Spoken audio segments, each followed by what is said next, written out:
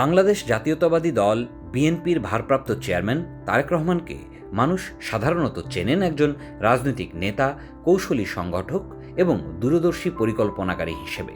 কিন্তু রাজনীতির বাইরে তিনি মাঝে মধ্যেই একেবারেই ভিন্ন এক রূপে ধরা দেন।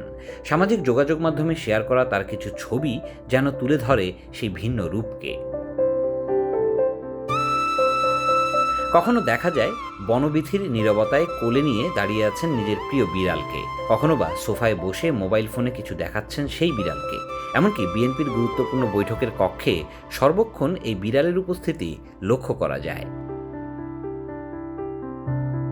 তারেক রহমানের ভ্যারিফাইড ফেসবুক আইডিতে পোস্ট করা এমন ছবিগুলোতে নেতাকর্মী ও শুভানুধ্যায়ীরা দারুণভাবে সাড়া দিয়েছেন।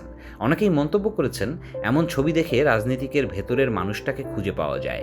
লন্ডনে অবস্থানরত বিএনপির এক ঘনিষ্ঠ ব্যক্তি জানান, বিড়ালটি সারাক্ষণ তার সঙ্গে থাকে। দলীয় সিদ্ধান্ত, পারিবারিক সময় সবখানেই বিড়ালটি যেন নীরব সাক্ষী হয়ে আছে।